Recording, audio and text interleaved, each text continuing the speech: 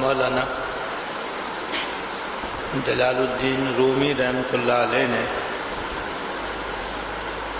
مثنوی میں حضرت لقمان علیہ السلام کا ایک سبق آموز واقعہ ذکر فرمایا ہے اور اس سے ہم کو بڑا اہم سبق دیا ہے۔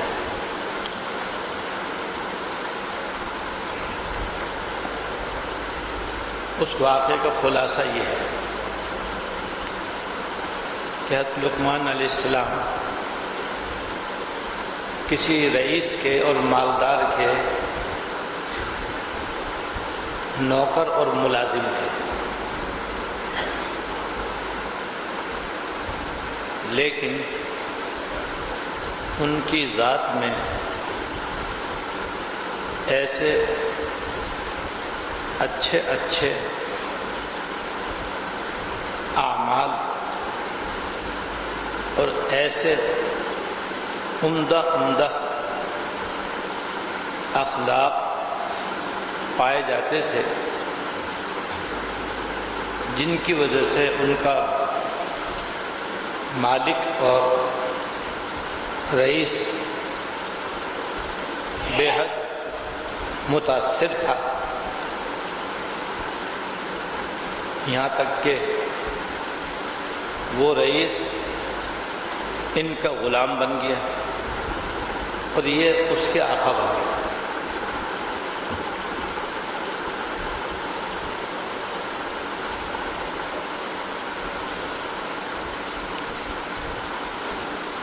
چنانچہ مولانا رومی رحمۃ اللہ علیہ فرماتے ہیں کہ عمدہ اخلاق اور اچھے اعمال ایسے ہیں اور محبت ایک ایسی شے ہے کہ جس کی وجہ سے بادشاہ بھی غلام بن جاتا ہے۔ اس لیے حضرت لقمان ملازم تھے اور مالک تھا، لیکن ان کے عمدہ اخلاق کی وجہ سے اور حسن اعمال کی وجہ سے یہ آقا بن گئے اور وہ غلام بن گئے۔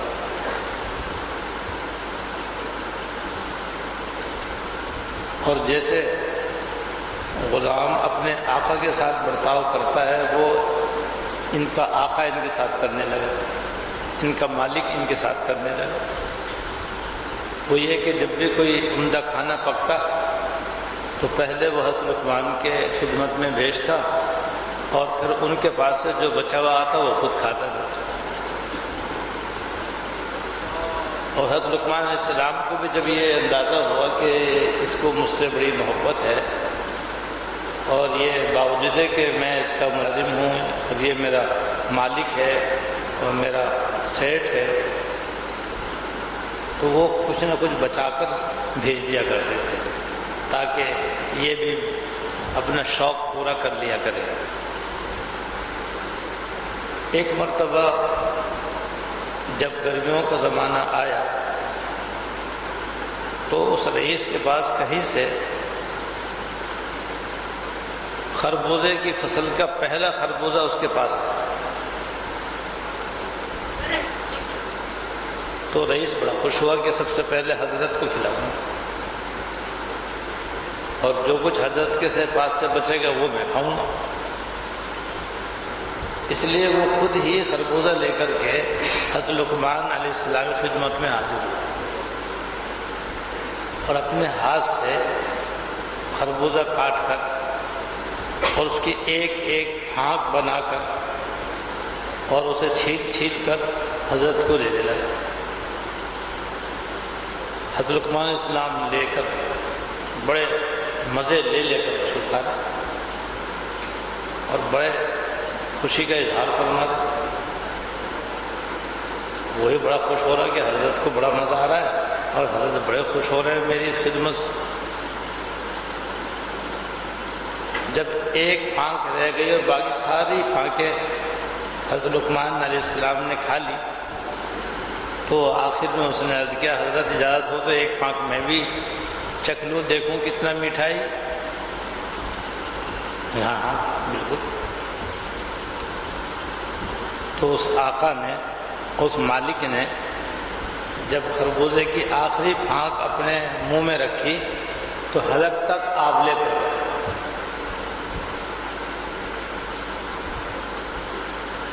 وہ خربوزہ اتنا کڑوا تھا، اتنا کڑوا تھا، اتنا کڑوا تھا کہ جیسے اس نے آخری پھانک اپنے منہ میں رکھی تو زبان پہ یہاں تک چھالے پڑ گئے اس میں، اور وہ بے ہوش ہو گیا کڑواہٹ کی وجہ سے اور اس کی تکلیف کی وجہ سے. وہ بے ہوش ہو گیا اور تقریباً 1 گھنٹے تک بے ہوش ہی رہا. جب ہوش میں آیا تو وہ حضرت کے قدموں پہ گر گیا اور عرض کیا، اے جانے جاں، آپ نے یہ عذاب کیسے برداشت کیا اور خربوزے کی یہ کڑواہٹ آپ نے کیسے گوارا کیا؟ میں نے تو آپ کے چہرے سے بھی ذرہ برابر محسوس نہ کیا کہ آپ کو کوئی تکلیف ہو رہی ہے. آپ تو بڑے مزے لے کر کے یہ خربوزہ کھاتے رہے اور ایک نے سارا خربوزہ آپ نے کھا لیا، اور آپ نے اپنے چہرے سے بھی ذرہ برابر یہ محسوس نہیں ہونے دیا کہ کڑوا خربوزہ میں کھا رہا ہوں اور تکلیف ہو رہی ہے. اور میرا یہ حال ہو گیا کہ ذرا سا منہ پہ رکھا ہے، میں نے چبا کر نگلا نہیں ہے کہ میرے پورے حلق میں چھالے پڑ گئے اور تکلیف کی شدت سے میں بے ہوش ہو گیا. یہ اس نے ان کے قدموں میں گر کر بیٹھ کر کے حضرت سے عرض کیا تو حضرت نے کہا، خواجہ، خواجہ کے میں نے آتے ہیں جناب، اے خواجہ، جس ہاتھ سے ہمیشہ میں نے میٹھی میٹھی چیزیں کھائی ہیں، اس ہاتھ کی میٹھی میٹھی چیزیں کھلانے کی لذت نے خربوزے کی کرواہٹ ختم کر دی.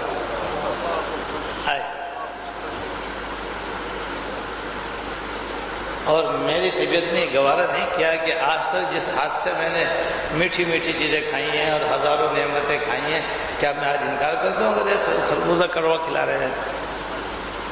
جس سے ہزاروں میٹھی چیزیں کھائی ہیں، اگر ایک کڑوی چیز اس کے ہاتھ سے مل رہی ہے تو کیا میں یہ انکار کر دیتا اس سے؟ یہ تو میرے ضمیر کے خلاف بات ہے. تو آپ کے ہاتھ سے جو میٹھی چیزیں میں نے اس سے پہلے کھائی تھیں، اس نے خربوزے کی کرواہٹ میرے لیے ختم کر دی. یہ حکایت حضرت مولانا جلال الدین رومی رحمۃ اللہ علیہ مثنوی میں لکھی اور پھر اس سے ہمیں سبق دیا ہے. وہ سبق ہمیں لینا ہے، وہ یہ کہ اس دنیا میں اللہ پاک کی ہر بندے پر ہر لمحہ لاکھوں کروڑوں نعمتیں برستی ہوئی ہوتی ہیں. ہر شخص ہر وقت اللہ تعالیٰ کی نعمتوں میں ڈوبا ہوا ہے. ہر وقت ہر آدمی اللہ تعالیٰ کی نعمتوں میں ڈوبا ہوا ہے، دینی اعتبار سے بھی، دنیاوی اعتبار سے بھی، ایمانی اعتبار سے بھی، جسمانی اعتبار سے بھی، روحانی اعتبار سے بھی اور آخرت کے اعتبار سے بھی. ہر شخص کو ہر وقت اتنی نعمتیں حاصل ہے کہ وہ خود ان کو شمار کرنے سے عاجز ہے. اور جتنے ہم یہاں بیٹھے ہم سارے بیٹھ کر کے ہم ایک دوسرے کی نعمتوں کو شمار کریں تو بھی عاجز ہیں، شمار کرنی چاہیے. اتنی ہر شخص کو ہر وقت نعمتیں حاصل ہیں.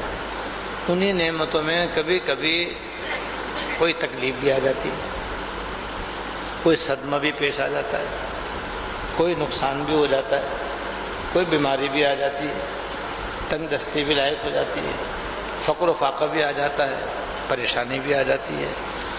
تو ان ہزاروں لاکھوں نعمتوں کو دیکھیں یا ایک تکلیف کو دیکھیں. حضرت یہ سبق دینا چاہتے ہیں کہ تم اس وقت اللہ تعالیٰ کی ان انگنت نعمتوں کو سوچو اور سوچ کر کے وہ جو 1% تمہیں تکلیف ہو رہی ہے اس کو برداشت کرو. جس کریم نے ہزاروں نعمتیں دے رکھی ہیں، اگر ہمارے ہی فائدے کے خاطر، ہمارے ہی فائدے خاطر اگر انہوں نے کوئی تکلیف ہمیں عطا فرمائی ہے تو وہ تکلیف صورتاً تو تکلیف ہے، حقیقت میں وہ بھی نعمت ہے. تو اس پر کبھی بھی بندے کو اللہ تعالیٰ کی شکایت نہیں کرنی چاہیے، اور کبھی بھی آدمی کی زبان پر شکوہ اللہ تعالیٰ سے نہیں ہونا چاہیے، بلکہ ہمیشہ بندہ اللہ تعالیٰ کا شکر گزار رہے۔ ہاں یہ ہے کہ یہ تکلیف کی نعمت ایسی ہے کہ ہم سے برداشت نہیں ہوتی، کیونکہ ہم کمزور ہیں۔ خلق الانسان ضعیفا، انسان کمزور پیدا کیا گیا ہے۔ جب پیدا کیا گیا تو تکلیف کی نعمت ہم سے برداشت نہیں ہوتی، لہذا دعا کرو کہ یا اللہ اس نعمت کو بھی عافیت کے نعمت میں بدل دیجیے۔ بیماری ہے تو صحت دے دیجیے، تنگ دستی ہے تو فراخی دے دیجیے، نقصان ہو گیا ہے تو اس کی تلافی کر دیجیے، پریشانی ہے تو اس کو رفع فرما دیجیے۔ دعا کرو، کیونکہ دعا اعظم اسباب میں سے، اور مزید اس تکلیف کو دور کرنے کی جو جائز تدبیر ہو وہ بھی کر لینا چاہیے۔ جسے بیمار ہے تو وہ علاج کر لو، دعا بھی کرو، علاج بھی کرو، پرہیز بھی کرو، پھر اللہ تعالیٰ کو منظور ہوگا تو دور ہو جائے گی، نہیں ہو تو صبر کرو۔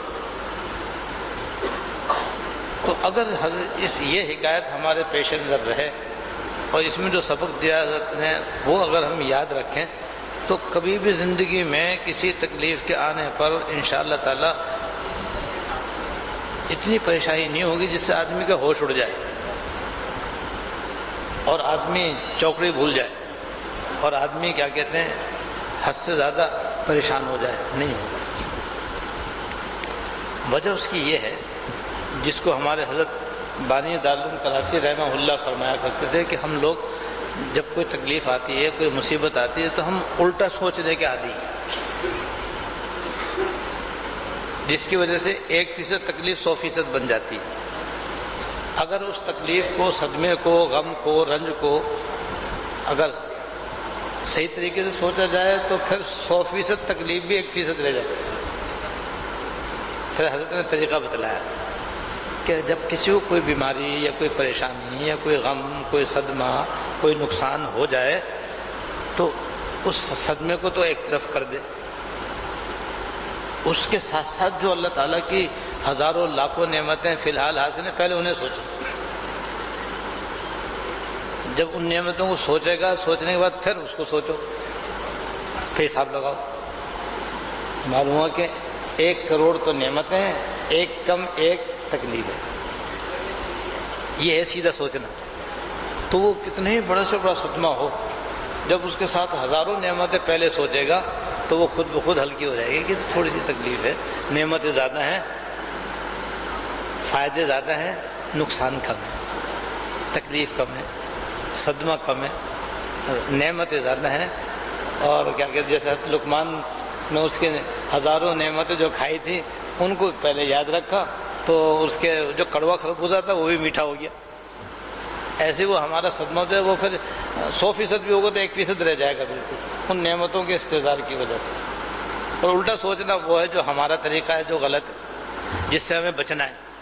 وہ یہ کہ جب کسی کو کوئی نقصان ہوتا ہے بس وہ نقصان ہی سوچتا رہتا ہے، کاروبار فیل ہو گیا تو اسے سوچتا رہے گا، بیوی مر گئی، شوہر مر گیا، بچہ مر گیا، باپ مر گیا، ماں مر گئی، تو بس اسی کو اپنے دماغ میں سوار کر لیتا ہے، بس اسی کو سوچتا رہتا ہے اور جہاں بیٹھتا ہے اسی کا تذکرہ کرتا رہتا ہے۔ اس حالت میں جو اس کو ہزاروں دینی اور دنیاوی نعمتیں حاصل ہیں انہیں سوچتا ہی نہیں ہے، تو اس کا نتیجہ یہ ہے کہ وہ 1% تکلیف بڑھ کر 100% بن جاتی ہے، اور پھر اس میں کسی کا تو ہارٹ فیل ہو جاتا ہے، کوئی پاگل ہو جاتا ہے، اور کوئی بے قرار اور بے چین ہو جاتا ہے۔ تو یہ بے قراری اور بے چینی جو حد سے زیادہ بڑھ جاتی ہے اور آدمی بے صبری کا شکار ہو جاتا ہے، اس کی وجہ یہ ہوتی ہے۔ پھر ہمارے حضرت نے ایک واقعہ بھی سنایا اس سلسلے میں۔ وہ واقعہ یہ سنایا کہ دارالعلوم دیوبند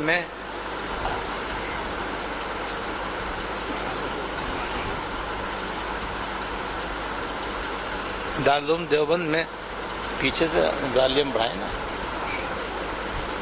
دارالعلوم دیوبند میں حضرت میاں سید اصغر حسین صاحب رحمۃ اللہ علیہ دارالعلوم دیوبند کے صدر و مدرس تھے، اور وہ اولیاء اللہ میں سے تھے، صاحب کشف و کرامات تھے، اور ہمارے حضرت رحمۃ اللہ علیہ کے ان سے خصوصی تعلقات تھے، بے تکلفی کا حضرت کے ساتھ تعلق تھا، حضرت کے پاس کثرت سے آنا جانا تھا۔ تو ایک مرتبہ، اور میاں صاحب کہتے تھے ان کو، میاں صاحب کہتے تھے، پورا نام تو مولانا سید اصغر حسین صاحب رحمۃ اللہ علیہ، لیکن کہا جاتا تھا میاں صاحب، میاں صاحب کہا جاتا تھا۔ تو ایک مرتبہ میاں صاحب کو بخار آ گیا. جب بخار آیا تو حضرت کو اطلاع ملی کہ حضرت کو بخار آ گیا ہے, طبیعت خراب ہے. تو میں طبیعت پوچھنے کے لیے اور عیادت کرنے کے لیے حضرت کے گھر پہ پہنچا. جب مجھے اندر بلا لیا گیا تو میں حضرت خدمت میں حاضر ہوا تو دیکھا حضرت میاں صاحب کو بہت سخت بخار آ رہا ہے اور جسم بالکل آگ کی طرح جل رہا ہے, اور جیسے بہت تیز بخار میں گھبراہٹ سی بھی ہوتی ہے وہ بھی حضرت کو لاحق ہے. تو میں بیٹھا اور سلام عرض کیا. پھر میں نے پوچھا حضرت کیسی طبیعت ہے؟ اب حضرت کا جواب سنو بھائی. اللہ کا شکر ہے, اللہ کا شکر ہے, میرے کان صحیح ہیں, اللہ کا شکر ہے, میری آنکھیں بالکل صحیح ہیں, اللہ کا شکر ہے, میرا دماغ بالکل صحیح ہے, اللہ کا شکر ہے, میرے ہاتھ بالکل درست ہیں, اللہ کا شکر ہے, پیر صحیح کام کر رہے ہیں, اللہ کا شکر ہے, کمر بالکل صحیح ہے, اللہ کا شکر ہے, پیٹ بھی بالکل درست ہے, دل دماغ بھی بالکل صحیح ہے, ذرا سا بخار آیا ہوا, ذرا سا بخار آیا ہوا. تو پہلے 10 نعمتیں گنوائی حضرت نے اور پھر جناب تکلیف کا اظہار فرمایا. وہ بھی اس لیے کہ آنے والے کا حق ہے کہ جب پوچھ رہا ہے تو اس کو بتایا جائے. تو حضرت فرماتے ہیں اس وقت مجھے پتہ چلا کہ بھئی بیماری سوچنے کا کیا طریقہ ہوتا ہے. اب بیماری تو ایک مثال ہے. ہر غم میں, رنج میں, صدمے میں آدمی کو یہ بات یاد رکھنی چاہیے کہ ہر مصیبت میں اس کے خیر خواہ, اس کے ہمدرد, تسلی دینے والے, اس کے ساتھ تعاون کرنے والے, اس کی مدد کرنے والے کتنے ہی ہوتے ہیں. اور طرح طرح کی نعمتیں انسان کو حاصل ہوتی ہیں کہ بھئی اگر تھوڑی سا نقصان ہو گیا تو بچے صحیح ہیں, بیوی صحیح ہے, بھائی صحیح ہے, ماں باپ درست ہیں, رشتہ دار صحیح ہیں. سب کو تو یہ مصیبت نہیں آئی. اگر سب پر ہی آ جاتی تو کہ ایک غم نہیں ہوتا, 10 غم ایک ساتھ جمع ہو جاتے تو پھر کیا کرتے. اور پھر اگر بیماری آئی ہے تو بھئی بیماری بھی تو سینکڑوں قسم کی ہیں. آپ کو ایک ہی شوگر کی بیماری ہوئی ہے یا بلڈ پریشر کی بیماری ہوئی ہے, لیکن اس کے علاوہ بھی تو ہزاروں قسم کی بیماریاں ہیں, وہ ساری جمع ہو جاتی تو پھر کیا ہوتا. تو بھئی سیدھا سوچنا چاہیے آدمی کو, الٹا نہیں سوچنا چاہیے. یہ حضرت نے حضرت رومی رحمۃ اللہ علیہ اس واقعے سے یہ سبق دیا ہے کہ ہم ہر بندے پر اللہ تعالیٰ کی ہر وقت ان گنت اور بے شمار نعمتیں پائی جاتی ہیں. اب یہ کہ وہ ہم چونکہ سوچنے کے عادی نہیں ہیں تو اس لیے ہمیں محسوس بھی نہیں ہوتی, سمجھ میں بھی نہیں آتی. آپ لوگ سوچ رہے ہوں گے کہ بھئی ہمیں ہزاروں نعمتیں کہاں ہمیں حاصل ہیں. اس لیے یہ ایسا محسوس ہو رہا ہے کہ سوچنے کی عادت ہی نہیں ہے, بلکہ ہائے ہائے کرنے کی عادت ہے. ذرا سا نقصان ہو گیا تو ہائے ہائے کر رہے ہیں, ذرا سا بخار چڑھ گیا تو ہائے ہائے کر رہے ہیں, ذرا سا نفع کم ہو گیا تو چیخ رہے ہیں. بس رونا دھونا ہمارے پاس ہے, بس شکر ادا کرنے کی عادت نہیں ہے. تو بھائی اس کا طریقہ یہ ہے کہ ہر شخص روزانہ تنہائی میں بیٹھ کر کے 10 منٹ نعمتیں سوچے اللہ تعالیٰ کی. روزانہ ہر شخص تنہائی میں بیٹھے اور اللہ تعالیٰ نے جو اس کو نعمتیں دے رکھی ہیں ان کو سوچنا شروع کرے. پہلے جسمانی اعتبار سے نعمتوں کو سوچے. اور انسان کے ظاہر میں بھی کتنی جسم کے اندر نعمتیں. بھائی سر ہے, پورا ہے یا نہیں؟ ہاں کسی کا آدھا ہی سر ہو تو پھر اندر دماغ ہے یا نہیں؟ اگر اندر دماغ ہی نہ ہو تو پھر پاگل خانے جائے گا نہیں جائے گا؟ شکر ادا کرو اندر دماغ ہے پورا, وہ کام کر رہا ہے نہیں کر رہا. اگر سوکھ جائے تو دن میں تارے نظر آ جائیں, شکر ادا کرو کوئی مغز بھی اندر ہے اور وہ ٹھیک بھی ہے. پھر یہ تو موٹی موٹی مثالیں دے رہا ہوں میں, ورنہ سر میں اور بھی بہت ساری نعمتیں ہیں جو میں ابھی شمار نہیں کرا رہا. پھر نیچے اترو بھائی 2 کان ہیں, پھر یہ 2 بھویں, پھر یہ 2 آنکھیں. اب آنکھ میں کتنی ساری نعمتیں جمع ہیں, ایک ہی آنکھ میں کتنی ساری نعمتیں جمع ہیں. ان کو سوچو بھائی یہ ناک ہے, بھائی ناک نہ ہو تو پھر کیسا لگے آدمی. بھائی کسی کی بیوی کی ناک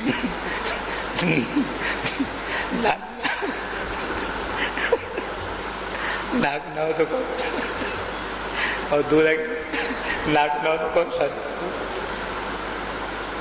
تو بھائی ناک کی وجہ سے سارا خوبصورت ہے, جمال ہے. لوگ شادی کرتے ہیں تو ناک دیکھتے ہیں کہ بھائی ناک اونچی ہے نہیں ہے, کہیں پچکی. وہی ناک بھی کتنی بڑی سوچو تو صحیح بھائی, اس کے اندر سونگنے کی جو طاقت ہے وہ کتنی بڑی نعمت ہے, وہ کوئی ڈاکٹر نہیں دے سکتا بھائی. اور خدا نہ خواستہ سونگنے کی صلاحیت ختم ہو جائے تو پوری دنیا جو ہے وہ طلاقت میں ایسی کوئی بٹن بنا کر کے ناک میں نہیں لگا سکتی کہ آدمی کو سونگنا آ جائے. یہاں ہزاروں نعمتیں ہم ناک کو سونگ سونگ کر استعمال کر چکے، وہ کبھی شکر ادا کیا؟ پھر ناک کے نیچے بھائی منہ ہے، منہ میں کتنی ساری نعمتیں، بھائی ہونٹ نہ ہو تو کیسا لگے آدمی؟ بولو کتنا خوفناک، وہ 36 دانت نظر آ رہے ہیں، 32 دانت نظر آ رہے ہیں، موٹے موٹے کالے کالے نہیں، سفید سفید بڑے بڑے نوکیلے، معلوم ہو کہ وہ شیر ہے۔ تو ہونٹوں نے پردہ کر رکھا ہے، اور پھر دانت نہ ہو تو پھر کیا کھا لے گا؟ اخروٹ بادام۔ دانت کتنی بڑی نعمت ہے، پوری چکی ہے بھائی۔ اگر یہ نہ ہو تو جن کے نہیں ہیں ان سے پوچھو، وہ بیچارے کیسے دلیائی کھا کھا کے بیچارے زندگی گزار رہے ہیں، چبانے کی کوئی چیز کھا ہی نہیں سکتے، اور پھر نگلنے کی طاقت ہے ان میں۔ بعض دفعہ بعض آدمی کے منہ میں ایسی بیماری ہو جاتی ہے کہ نگل ہی نہیں سکتا، وہ چبا تو سکتا ہے نگل نہیں سکتا، پانی سے اتارتا ہے۔ یہ ایک بھی بیماری ہے بھائی، میں نے سنی ہے اور بعضوں کو ہوئی ہے۔ تو دیکھو اللہ تعالیٰ نے ہمارے منہ میں کیسا لعاب پیدا کیا ہوا ہے جو ہضم بھی کرتا ہے، آرام سے نیچے اتارتا بھی ہے، اور پھر بھائی آگے حلق سے نیچے تک کتنی بڑی نعمت ہے۔ وہ حلق کا راستہ کہیں سے بند ہو جائے تو پھر جان کے لالے پڑ جائیں، اور اندر ہر وقت جان کا خطرہ کہ بھائی سانس کی نالی بھی الگ ہے، پانی کی الگ ہے، کھانے کی الگ ہے، لیکن کھانا پانی اگر سانس کی نالی میں چلے جائے تو آدمی کا انتقال ہو جائے، ناقابل برداشت تکلیف ہو جائے۔ ہر وقت یہ کھانا کھانے کی نالی میں جا رہا ہے، پانی کی نالی میں جا رہا ہے، سانس کی نالی میں آ رہا ہے۔ بھائی یہ کتنی بڑی نعمت ہے، اگر کسی کی یہ نعمت ختم ہو جائے تو اس کے تو جان کے لالے پڑ جائے۔ یہ ہے تو میں نے نمونہ بتا دیا آپ کو، پھر آگے جاؤ گے تو پھر آگے نیچے اندر ہزاروں نعمتیں، اندر پوری مشینری ہے، اندر بھائی پورا عالم ہے، پوری کائنات اندر ہمارے اللہ پاک نے پیدا کی ہوئی ہے۔ پھر گردے بھی ہیں، پھر دل بھی ہے، اور پھر لبلبا بھی ہے، اور پھر پھیپڑے بھی ہیں، اور معدہ بھی ہے، آنتے بھی ہیں، کیا کیا ہے، اور سب اللہ تعالیٰ نے کیسے اندر چھپا رکھا۔ لکڑ ہضم پتھر ہضم ہو رہا ہے، نہ ہو تو پتہ چل جائے آدمی، گولیاں کھا کھا کے چل جائے، کھانے ہضم نہ ہو تو یہ شکر ہے بھائی۔ افطاری بھی خوب کھا رہے ہیں، پھر عشاء کے بعد بھی خوب کھا رہے ہیں، پھر سحری میں بھی خوب کھا رہے ہیں، ساری رات کھانے میں لگے ہیں۔ ارے بھائی کھانے میں مت لوگو، کچھ کرو، اللہ اللہ بھی تو کرو۔ مگر اس کے جسم میں اتنی نعمتیں اندر باہر کے، اس میں آپ کو گھنٹوں لگیں گے سوچنے میں، لیکن سوچو، سوچنے سے سوچنا آتا ہے، غور کرنے سے غور کرنا آتا ہے۔ اس طریقے سے پھر اس کے بعد اندر کے سوچو، پھر باہر کے سوچو، پھر اپنے گھر کے سوچو، پھر اپنے رشتہ داروں کے اعتبار سے سوچو، پھر محلے اور ماحول کے اعتبار سے اپنے ملک کی سطح سے سوچو، پھر دنیا میں رہنے کے اعتبار سے سوچو، تو چاروں طرف نعمتوں کی بارش ہے۔ یہ تو سب دنیاوی اعتبار سے ہوگی، اب دینی اعتبار سے سوچو، حضور کی امت میں پیدا فرمایا، پھر ایمان عطا فرمایا، وہ کیسے کیسے آسان آسان احکام مل گئے، ان پر کتنا بڑا بڑا ثواب ملا ہے۔ اعتکاف کا ثواب نے پڑھ لیا، تراویح کا ثواب نے پڑھ لیا، جو روزے کا ثواب نے پڑھ لیا، نماز کا ثواب، یہ سب ثواب پھر اس کے بدلے میں جو آخرت میں بے شمار نعمتیں اللہ پاک نے رکھی ہیں، جو جنت کے اندر ملیں گی، جنت سے پہلے بھی ملیں گی، قبر میں بھی ملیں گی، حشر میں بھی ملیں گی۔ ایک نعمت بتاتا ہوں، دیکھو آپ، قیامت کے دن 50,000 سال کے برابر ہو، اور سورج جو ہے وہ سروں کے اوپر آ جائے، بلا کی گرمی ہوگی، حساب و کتاب کی وجہ سے نہ ہونے کی وجہ سے لوگ پریشان ہوں گے، اور سوچیں کسی طریقے سے جلدی سے حساب ہو تو ہم ایک طرف ہوں، ادھر یا ادھر۔ تو قیامت کا جو 50,000 سال کا دن ہے، سوچ کر کے بھی تو سناٹا آ جاتا ہے کہ وہ کیسے 50,000 کا دن گزرے گا، کیسے گزرے گا، وہ کیسے کیسے مناظر ہمارے سامنے آئیں گے، حساب کتاب ہوگا، تول ہوگی، اور پل صراط پہ سے گزرنا ہوگا، تب کہیں جا کر کے جنت میں جائیں گے، کیا کیا ہوگا۔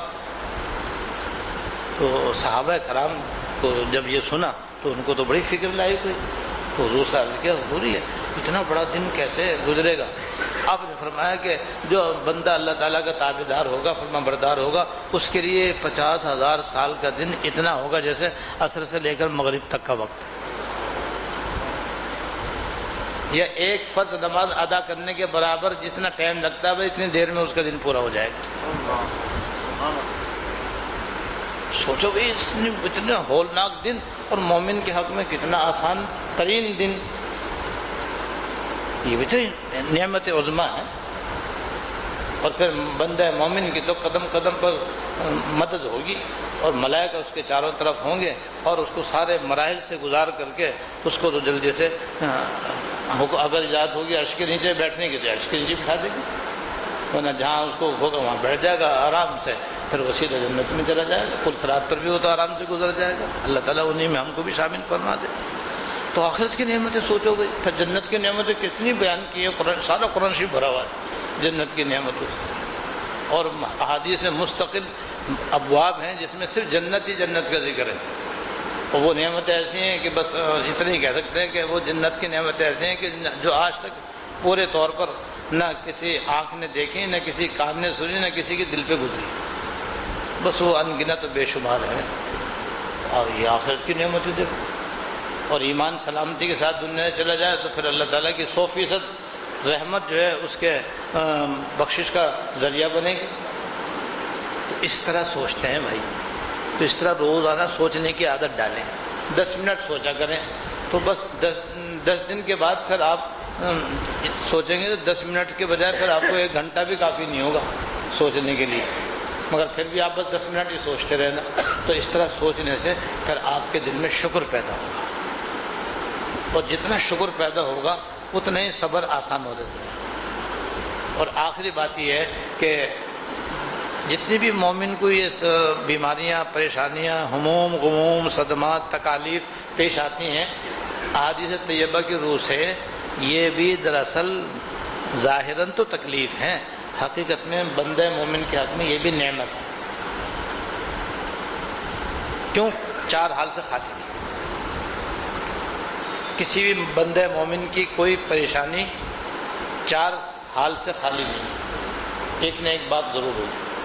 نمبر 1، یا تو اس تکلیف کی وجہ سے بندہ صبر کرے گا، اور صبر کرنے کے نتیجے میں اس کے گناہ معاف ہو جائیں گے، یعنی گناہ صغیرہ، اور گناہ صغیرہ کی معافی بھی تو بہت بڑی نعمت ہے۔ نمبر 2، یا اس کی وجہ سے اللہ تعالیٰ اس کی نیکیوں میں اضافہ فرما دیں گے۔ قرآن شریف میں اللہ پاک نے فرمایا انما یوفی الصابرون اجرهم بغیر حساب، اللہ تعالیٰ صبر کرنے والوں کو بے حساب عطا فرمائیں گے، تو بے حساب نیکیاں عطا فرمائیں گے، ثواب عطا فرمائیں گے۔ نمبر 3، اللہ تعالیٰ اس کو درجہ بلند فرما دیں گے، اللہ تعالیٰ اس کا درجہ بلند فرما دیں گے۔ اپنے عمل سے تو وہ اس درجے پہ نہیں پہنچ سکتا تھا، لیکن اللہ تعالیٰ یہ نقصانات اور تکالیف اور بیماریاں، پریشانیاں، غم، فکر دے کر کے اس کو صبر کی توفیق دیں گے، وہ صبر کرے گا، اس کے نتیجے میں اس عالی مقام پر پہنچ جائے گا۔ اور کسی کے ساتھ چوتھا حال ہے، چوتھی بات ہوگی کسی کے بارے میں کہ کسی کو اللہ تعالیٰ دنیا کی تکلیف دے کر آخرت کے عذاب سے بری فرما دے گی۔ اتنا بڑا انعام ہے اللہ تعالیٰ کا۔ وجہ اس کی یہ ہے کہ ساری دنیا کی ساری تکلیفیں، ساری مصیبتیں، ساری پریشانیاں، سارے ہموم، سارے غموم، سارے صدمات، سارے نقصانات مل کر کے بھی دوزخ کے ادنا سے ادنا سے ادنا سے ادنا سے عذاب کے برابر بھی نہیں۔ اگر کسی کو آخرت کا عذاب معاف ہو جائے، قبر کا عذاب معاف ہو جائے، اور دنیا کی کوئی تکلیف اس کے بدلے میں دی جائے، تو یہ ایسا ہے کہ کسی کو پہاڑ رکھنے کے بجائے سوئی رکھ دی جائے، بجائے پہاڑ کے ذریعے اس کو کچلنے کے بس ایک سوئی اس کے سر میں چبا دی جائے، ہلکی سی۔ بس یہ سوئی چبنا بہتر ہے یا پہاڑ کے نیچے پسنا بہتر ہے؟ سب جانتے ہیں کہ پہاڑ کے نیچے پسنے سے لاکھ درجے بہتر ہے کہ سوئی چبا دو بھائی ذرا سی۔ تو یہ آخرت کے مقابلے میں دنیا کی تکلیف کچھ بھی نہیں۔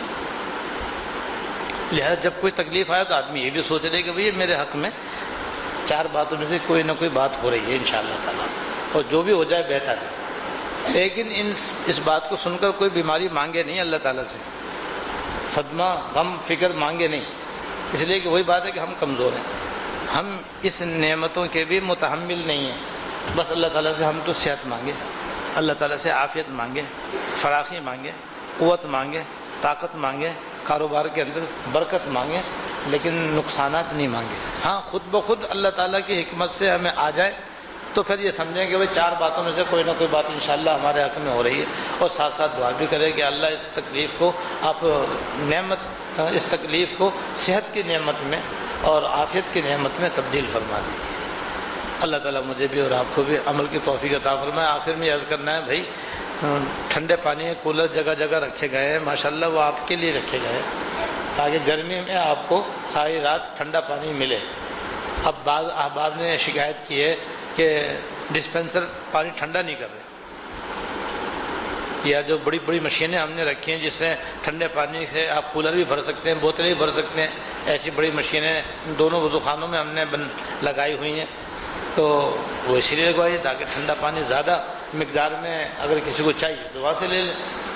تو جب یہ شکایت ہمیں ملی کہ بھئی ڈسپینسر پانی ٹھنڈا نہیں کر رہے، تو ہم نے تحقیق کی تو پتہ چلا کہ بعض معتکفین نے پلک نکال کے اپنا موبائل چارج کرنے کے لیے لگایا۔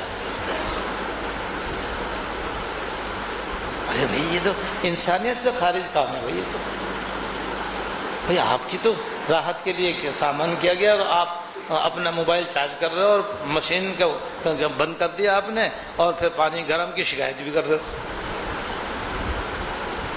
یعنی بالکل ہی عقل سے خلاف باتیں ہیں یہ تو بھئی اس کا تو کوئی شرافت سے تعلق نہیں ہے، اور بھئی انسانیت سے کوئی واسطہ نہیں۔ ہم یہاں پر مسجد میں آئے ہیں اللہ کو راضی کرنے کے لیے، اپنے نہ کھاتے میں گناہ بڑھانے کے لیے نہیں آئے بھائی۔ یہ عمل تو اپنے نام اعمال کو سیاہ کرنے والا کام ہے۔ موبائل چارج کرنے کی ممانعت نہیں ہے، لیکن اس کی تو کوئی اجازت نہیں کہ آپ ڈسپینسر کا پلک نکال کر کے اپنا موبائل چارج کر لیں، جس کی وجہ سے کئی پلک خراب بھی ہو چکے ہیں، جل گئے ایسا کرنے کی وجہ سے۔ اب یہ ان کے ذمہ واجب ہے اس کی ادائیگی، اور ایسا کرنا ان کا بالکل ناجائز ہے اور گناہ کبیرہ ہے، اور دوسروں کو بھی اس تکلیف پہنچانا ہے۔ تو بھئی ہم یہاں آئے ہیں اپنی اصلاح کے لیے، ان باتوں سے پرہیز کریں، کوئی ایسا عمل نہیں کریں جس سے کہ مسجد کا نقصان ہو، بجلی کا نقصان ہو، منتظمین کو تکلیف ہو، دوسرے معتکفین کو تکلیف ہو۔ اس لیے ہم نہیں آئے ہیں۔ اگر یہ کریں گے تو بھئی یاد رکھو پھر ہماری بخشش نہیں ہوگی۔ ہم یہ سمجھ رہے ہیں کہ ہماری بخشش ہو جائے گی، اس لیے کہ بخشش کے کام سامان وہ اعمال دوسرے ہیں۔ وہ یہ ہے کہ ان سب باتوں سے پرہیز کریں۔ جو چیزیں رکھی گئی ہے آپ کی راحت کے لیے رکھی گئی تو آپ اسی قاعدے سے اس کو استعمال کریں، لیکن نہ دوسروں کو ستائیں نہ مسجد کا نقصان کریں۔ اللہ تعالیٰ ان گناہوں سے بچنے کی توفیق دے۔ واقع دعوانا